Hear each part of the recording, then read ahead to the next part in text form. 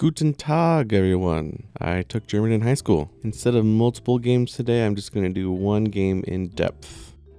I figured I'd switch it up and just go ahead and answer a question I actually get a lot, and that is, why do you always have to put Z in the open? Well, now you know. I've also been getting a lot of questions on what to do in the early game, so I'm going to focus on that and then near the end just fast forward until the final fights. And this game was fun because I didn't have a Z or cannon chosen, and it wasn't a legendary chosen. What could it be? Speaking of bees, their favorite things are flowers. And you know what flowers' favorite things are? Liking and subscribing to my channel. Thank you very much. I often get the question, why don't you jump Zed right at their carry so he just kills them real quick? Well, boys and girls, this is why. There's our Zed, and he's dead. But wait a minute, he got Zillion ulted, and he's dead. So instead of Zed cleaning up and killing everybody on the board, we have Jin killing most of our board and Set wiping the rest up like he was Mr. Clean. There were no bows on the opening carousel, so I took a glove so I could make either Hodge or QSS later on.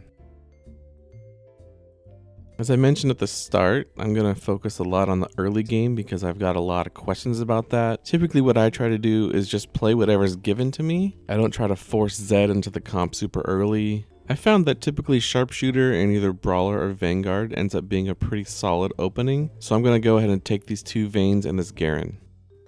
To me, this is pretty much the perfect example of just hit. I got a 2-star Vayne, a Warlord Garen coming up, and I think there's a Sharpshooter that might be Warlord? I don't know. I could be wrong. I probably should have sold the Nico for the Hecarim in order to get Vanguard, but Nico is really OP in the early game, so I wanted to see what else I would get. Hey, it looks like I found that Warlord Sharpshooter. Crazy, right? Since Yuumi is worth 3 gold, technically I could sell it to put in another unit, but I'd rather keep it and then level up next round and put it in then. I went ahead and slammed QSS. I have no problem putting it on Zed later on, and I think it'll help me win streak in the early game. I also put the sword on Vayne for a couple of reasons. The first one being it's already a level 2, so it's going to do more damage, and the second being I would prefer Zeke's on Vayne later on. Here we see that Hecarim again, so I get another chance to make Vanguard. I sold the Yuumi just because I'm not going to hold on to it for level 5. I could have just as easily sold the extra Garen or Vayne. I'm really more focused on my economy early on versus how many units I can keep on the bench. I don't see anything good here to replace my units with. I keep my Elise just in case I win the round, but I'm definitely ready to sell it if I lose so I can make 10 gold. You'll also notice that I scout around and I actually switch my backline to the opposite side because there's several other opponents that have assassins on the left side, and I have faith my horsey will protect me. Here I get my very first bow on my very first Zed. Tale as old as time, song as old as rhyme. Zed and his first bow. Since I'm on a 2-game winning streak, and my board is already pretty strong, so I figure I might as well go to 5 and add in Zed, and make it harder, better, faster, stronger. This shot worked out well, because I was able to replace my Hecarim with a Thresh, and that gave me Dusk, and also a shield that I can throw out onto my Garen. That way he can do the only thing he knows how even longer. You might be thinking to yourself, wow, there's an Elise and a Pike right there. And even though I'm going to need those later on, I'm more concerned about my econ right now. I would rather save my money now to get more interest so I'll have more money to roll down later. I'm sure between now and then there will be some opportunity to pick them up, or even if I find gold in this round.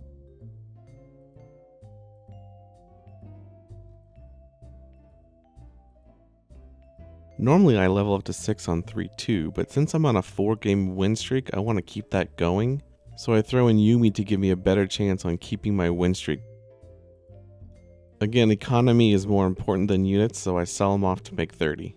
I realize here I had my Zeeks in the corner, so I reposition so I have Zed on one side and Nidalee on the other, and then I put my Thresh on the outside to protect them. I can only imagine how this guy feels, tied with me at 96 hit points, and slowly but surely watches his win streak die, his precious 3-star Diana, losing to a Garen because of this pesky Yuumi, and it puts a giant smile on my face.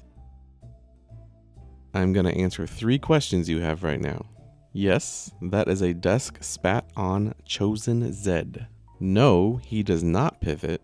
And yes, I am having a lovely day. Thank you for asking. This one's pretty much a no-brainer. I don't need a spatula or armor, and if I take the glove, I can make a Hodge later. I wasn't really sure how much damage Zed was doing, so if you look on the right, I actually checked how much he did last round. I figured it might be a better idea to protect Vayne with Janna, who will also have Zeke's. And the rest, as they say, is history. Here is that sweet, sweet Janna action I know you were looking for. And I feel like Dr. Seuss because I see a Shen in my shop. There might be some kids out there, so I'm just gonna go ahead and censor this. So that happened.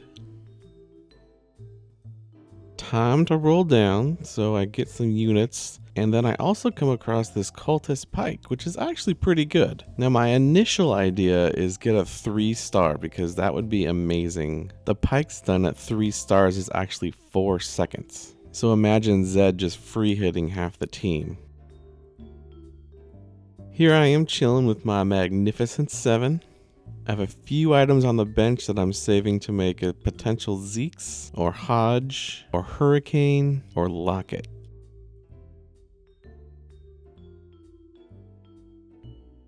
And here's a belt that I get for that Zeke's I was talking about. It also is on a 3-cost Katarina.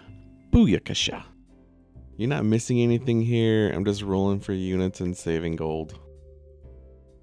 I see a pike in the shop and it's perfect timing because I just leveled to 8 and I'm going to get rid of this pike and find a better chosen. There aren't many chosens that I would choose that are outside of the ninja composition or adding a Yone, but Vanguard Sejuani is one of those units you can put in anywhere and it will always be good. I also finished my items by putting a Hodge on Zed and a Thorn Mail on Sejuani. So let's all ride with the Fury of the North and see where she takes us.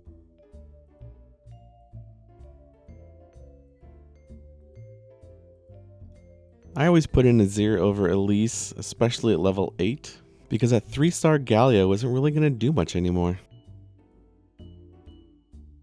I don't know if you guys knew this, but I can actually see into the future. Does everybody remember that Dusk Zed from earlier? Well, he's all grown up, and we're about to fight him and his Dusk friends. So get ready to see what kind of damage 3-star 6 Dusk Chosen Zed does. Are you guys excited? Alright, here we go. He jumps in. He hits Kennen once. Hits him again. Oh, Kennen's down. He hits Azir. Uh-oh. Azir stalled him. Oh, he hits Azir again. Azir is down. Pike is down. Oh, no. But it's a 1v4. Can he pull? Oh, no, he can't. Everybody F in chat for our fallen soldier. Since I focus a lot more on the early game in this video, I'm going to just go ahead and fast forward through these other fights because I'm really just using the same units and saving for 9, and then the final boss is coming up. Here I am doing my part for science, sacrificing myself so nobody else ever has to do this. Jumping Zed into a cluster of people. Don't try this at home, kids. In fact, you should probably cover your eyes, because I'm going to let the whole thing play through. It hurts. Okay, well that was a giant car crash, but now I see a Shojin that I can put on my Zillion. Bada boom, bada bing. Now you may be thinking to yourself, what in the heck is this moron doing? Well, in reality, what happened is I rolled down all my gold, and then I tried to fake him out assuming he was going to scout my board. Well, guess what? He didn't even look at my board, so I didn't trick him. So guess where Zed's going again? You know what they say. Fool me once, strike one. But fool me twice, strike 3. Unfortunately, I forgot that Set doesn't really care about strikes. So he decided to just pick up the biggest unit on the board, Vanguard Sejuani, and body slam my whole team with it. I don't think he cares for threats. At this point, I'm like, well, it's not working on the left. It's not working on the right. So we're going straight down the middle. By which I mean I'm throwing Sejuani up there to CC their whole team. And what do you know? I cracked the case of Dust Gin and Chosen Set. Guys, I'm a full-on detective now. Thanks everybody for watching. I hope you're able to learn a little bit more about the early game and how to make it to that stage 4-1 roll down. Just remember, if you can't seem to beat a team, just think, what would Michael Scott do?